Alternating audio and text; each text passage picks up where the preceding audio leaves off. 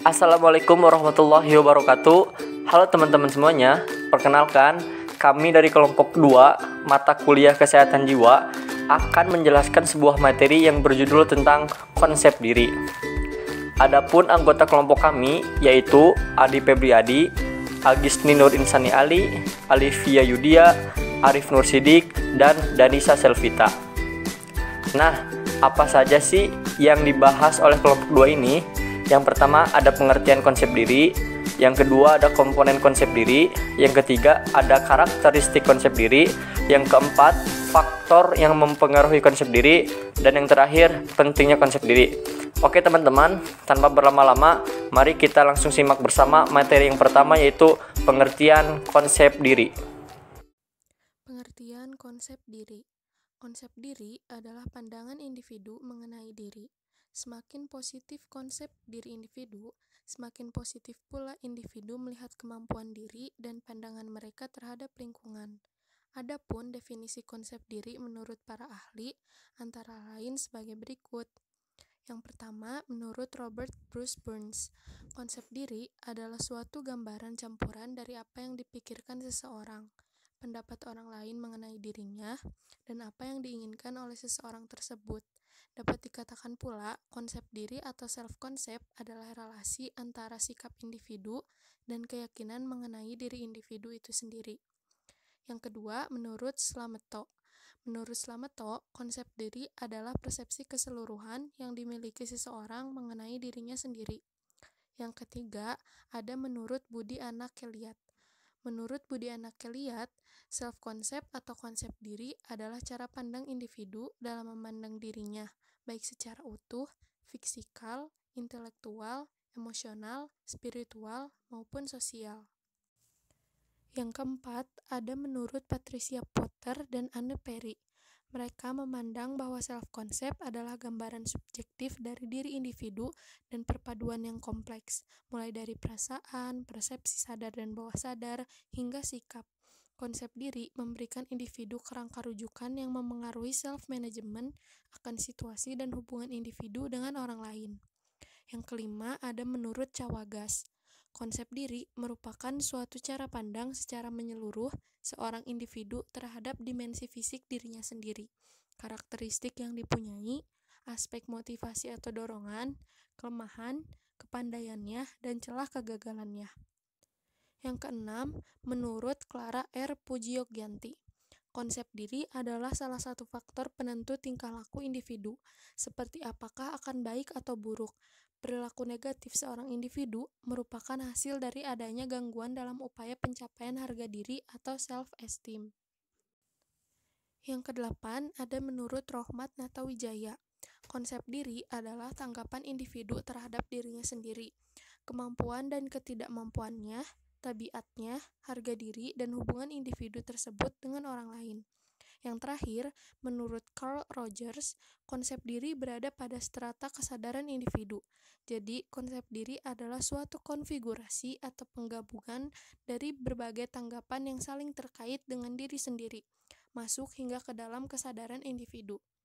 Jadi, dapat disimpulkan secara umum bahwa konsep diri adalah pandangan seseorang dalam dimensi fisik, psikis, sosial, penilaian, pengharapan terhadap dirinya sendiri yang berasal dari pengalaman-pengalaman yang orang itu lakukan, sehingga orang tersebut memiliki pandangan tentang siapa seseorang itu dan kenyataannya. Siapa seseorang itu menurut pikirannya, dan akan menentukan bisa menjadi apa orang itu menurut pikirannya sendiri. Selanjutnya yaitu komponen konsep diri. Yang pertama, citra diri atau self-image. Citra diri atau gambaran diri ini biasa dikenal sebagai self-image adalah perilaku individu secara fisik pada dirinya sendiri, baik disadari maupun tidak disadari. Komponen self-image mencakup persepsi atau tanggapan baik di masa lalu maupun sekarang terkait ukuran dan bentuk tubuh serta kemampuan pada dirinya atau fisik. Faktor-faktor yang mempengaruhi citra diri adalah penilaian atau komentar orang lain, perbandingan dengan orang lain, peran seseorang, dan identifikasi terhadap orang lain. Citra diri bisa tertanam pikiran bawah sadar oleh pengaruh orang lain, pengaruh lingkungan pengalaman masa lalu, atau sengaja ditanamkan oleh pikiran bawah sadar. Yang kedua, ideal diri.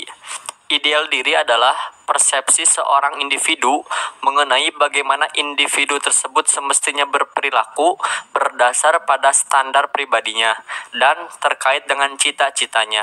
Pembentukan ideal diri ini mulai ada sejak individu itu berada pada masa anak-anak dan dipengaruhi pula oleh individu lain yang berada di sekitar dirinya. Ideal diri disebut juga sebagai pengharapan atas dirinya sendiri. Hal ini seperti harapan atas kemungkinan. Yang ketiga, harga diri. Harga diri adalah persepsi seorang individu akan hasil yang dicapainya dengan menelaah seberapa banyak kesesuaian perilakunya dengan ideal dirinya. Harga diri ini memang terbentuk sejak kecil sebab adanya perhatian dan penerimaan dari individu dan lingkungan sekitarnya. Harga diri ini dihasilkan dari persepsi dan penilaian seorang individu terhadap dirinya terkait yang diharapkan dengan fakta yang ada pada dirinya. Apabila semakin luas ketidaksesuaian antara pengharapan dan fakta atau kenyataan di dirinya, akan semakin rendah rasa harga dirinya. Sebaliknya, apabila individu tersebut semakin mendekati ideal dirinya atau pengharapan atas dirinya dan menyukai atas apa yang dikerjakan, akan semakin tinggi pula rasa harga dirinya. Yang keempat, peran diri. Peran diri adalah segenap bentuk sikap atau tingkah laku, nilai, dan tujuan yang diharapkan oleh suatu kelompok sosial terkait dengan fungsi dan peran individu di dalam masyarakat atau kelompok sosial tersebut. Contohnya, seperti saat ada bencana banjir, peran kita sebagai masyarakat bisa dibuktikan dengan peran serta dalam membantu pihak penanggulangan bencana saat mendirikan tenda evakuasi. Yang kelima, identitas diri. Identitas diri adalah kepekaan individu terhadap dirinya yang dihasilkan dari pengamatan dan penilaian dirinya dengan menyadari bahwa dirinya itu memiliki perbedaan dengan individu lain. Komponen self-concept ini mulai terbentuk dan berkembang pada diri individu sejak masa kanak-kanaknya. Identitas diri terbentuk dari kesadaran individu untuk menempatkan diri dan memberi arti pada dirinya sebagai seorang pribadi yang unik serta memiliki ciri-ciri berbeda dengan kelompoknya, memiliki keyakinan yang relatif stabil, serta memiliki peran penting dalam konteks kehidupan masyarakat. Selain itu, terdapat pula pandangan terkait komponen self-concept dari beberapa literatur, di antaranya. Yang pertama, komponen kognitif. Biasa disebut sebagai komponen citra diri atau self-image, adalah komponen yang memiliki keterkaitan langsung dengan pikiran dan cara menggunakannya. Self-image atau citra diri ini meliputi beberapa aspek, seperti aspek percaya diri, daya tarik secara fisik, aspek rasa percaya diri, tujuan hidup, kedudukan dan peran sosial, serta aspek kesukaan dari penilaian individu lain terhadap dirinya. Yang kedua, komponen afektif. Lebih sering disebut sebagai harga diri. Komponen self-concept ini adalah komponen kedua yang memiliki keterkaitan erat dengan perasaan. Harga diri memiliki beberapa aspek, meliputi aspek perasaan, penerimaan diri, penyesuaian dirinya, penghargaan, dan pujian. Saya Ade Priyadi. Saya akan menjelaskan materi tentang karakteristik konsep diri. Karakteristik adalah seseorang yang mempunyai penilaian terhadap dirinya sendiri. Jadi penilaian terhadap dirinya sendiri itu ada dua. Pertama, ada yang menilai dirinya positif. Yang kedua, ada juga yang menilai bahwa dirinya itu negatif. Atau juga bisa disebut bahwa di dalam dirinya terhadap individu yang mempunyai self-konsep positif, tetapi juga tak menutup kemungkinan ada juga individu yang menganggap dirinya mempunyai self-konsep negatif. Karakteristik self-konsep positif. Self-konsep positif adalah di mana seseorang individu yang mempunyai pandangan hidup yang positif terhadap dirinya atau masalah lainnya dalam hal negatif. Individu tersebut memandang sesuatu yang buruk menimpa dirinya, tetapi individu tersebut mengambil hikmah atau ibroh yang bisa diambil dan itu bukanlah akhir dari segalanya. Dan biasanya individu yang memiliki sel konsep positif seperti ini akan memiliki pemikiran yang optimis, percaya diri, dan selalu berpikir bahwa setiap masalah ada solusinya. Adapun karakteristik individu yang memiliki sel konsep yang positif antara lain, yang pertama, dirinya memandang sesuatu permasalahan pasti bakalan ada solusinya dan dirinya mampu untuk menyelesaikan masalah tersebut. Yang kedua, memiliki perasaan setara dengan individu lain, lebih berintrospeksi diri dan mampu memperbaiki dirinya sendiri. Dapat menerima pujian dari individu lain tanpa rasa malu. Maksudnya dari pujian orang lain terhadap dirinya, tidak merasa hanyut dengan pujian tersebut, tidak merasa cemas dan terancam ketika dirinya dikritik oleh individu lain, akan merasa lapang menerima informasi negatif terhadap dirinya. Yang kedua, ada sel konsep negatif. Sel konsep negatif adalah seorang individu yang tidak tahu tentang informasi tentang dirinya sendiri dan tidak melihat dirinya secara utuh. Contohnya, ketika ia melihat kelemahan pada dirinya dan kelebihan-kelebihan pada dirinya, hal tersebut yang menjadikan dirinya menjadi keinginan, harapan dan perencanaan yang tidak realitas, sehingga peluang untuk hasilnya pun tipis. Individu yang memiliki sel negatif, pikirannya lebih cenderung kepada hal yang pesimis, sehingga ia merasa sulit dalam hal apapun dan merasa sempit dalam segala kesempatan yang ada, sehingga dirinya sudah merasa gagal padahal belum dicoba olehnya. Adapun beberapa karakteristik dari individu yang memiliki sel konsep negatif berikut. Selalu merasa memiliki pikiran pesimis ketika menghadapi suatu kompetensi dengan individu lain. Memiliki sifat sensitif apabila mendapatkan kritikan dari individu lainnya terhadap dirinya sendiri. Mendapatkan sifat responsif apabila mendapatkan pujian dari individu lain. Cenderung memiliki sifat suka mengkritik bahkan hingga ke persoalan kecil pun. Memiliki perasaan bahwa dirinya tidak disenangi oleh individu lainnya. Tidak mampu untuk menghargai dan mengakui kelebihan dari individu lainnya.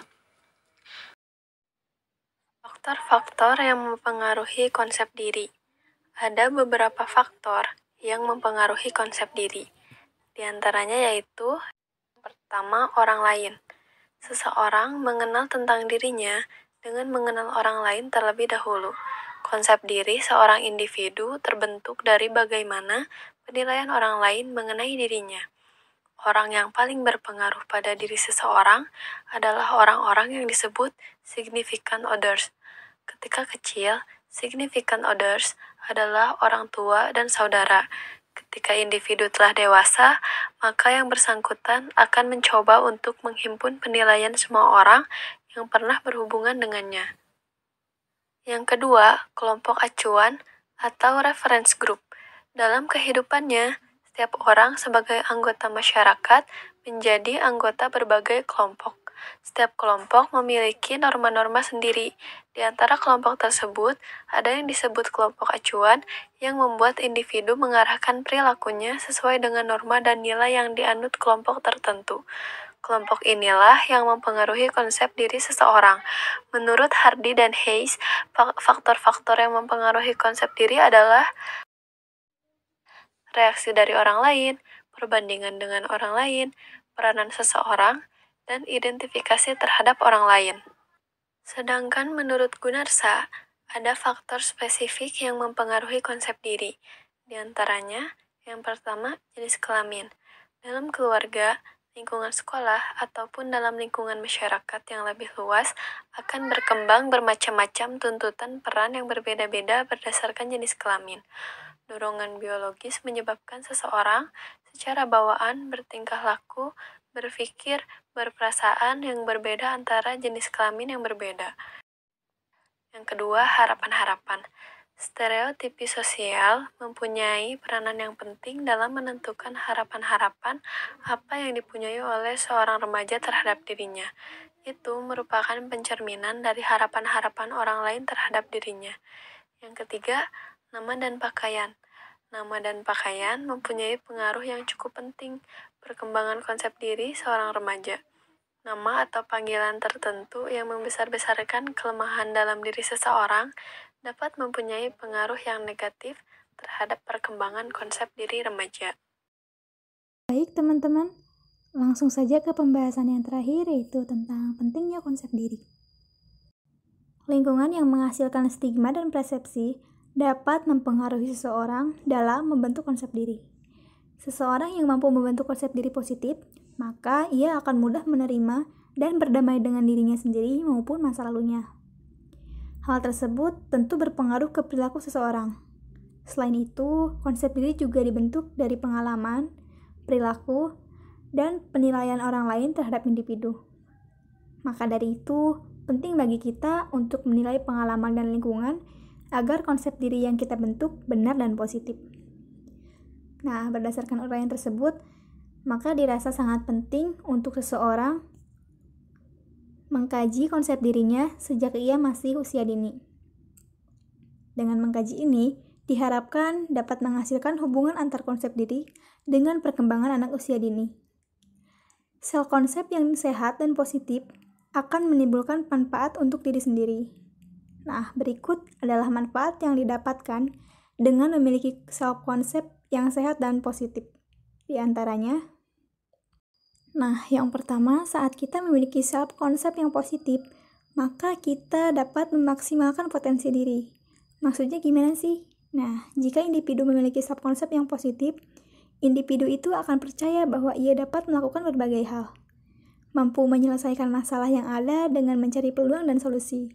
Kemudian, membuka potensi yang dimiliki kepada hal-hal yang belum pernah terpikirkan sebelumnya. Nah, yang kedua ini, membantu dirinya sendiri dalam mencapai tujuan hidupnya. Individu yang memiliki self-konsep positif, maka ia akan lebih memiliki sikap yang optimis dan realistis terhadap tujuan yang diinginkannya. Dengan begitu, peluang dirinya untuk berhasil akan semakin besar, sehingga tujuan yang diinginkannya pun tercapai. Kemudian yang ketiga, ia dapat menghindari self-sabotaging behavior. Individu yang memiliki self-konsep positif mampu menghindari self-sabotaging behavior.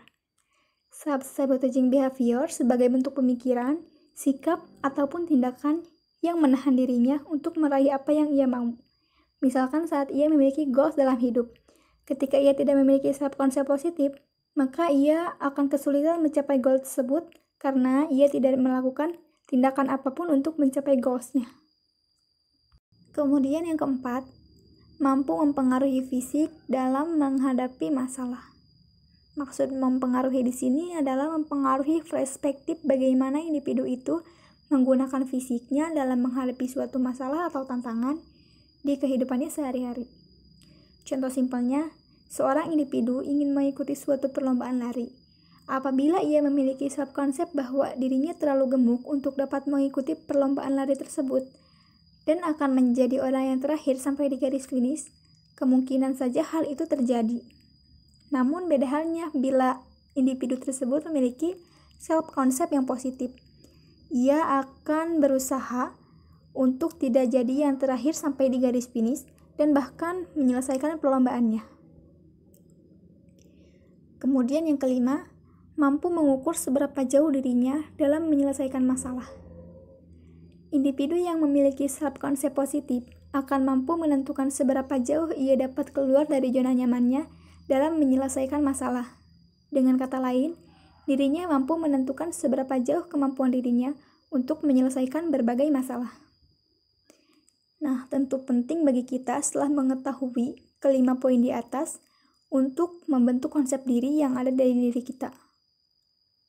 Konsep diri yang dibentuk tentu saja harus self-konsep yang positif, agar kehidupan kita terarah dan kita mengetahui tujuan hidup. Selain dari itu, kita juga akan dengan mudah menghadapi masalah-masalah yang ada di diri kita. Baik teman-teman, mungkin sekian pembahasan dari kelompok kami. Terima kasih untuk yang telah menyaksikan dan menonton video ini hingga selesai. Semoga video ini dapat mengedukasi dan bermanfaat bagi kita semua ya. Mohon maaf bila ada kesalahan.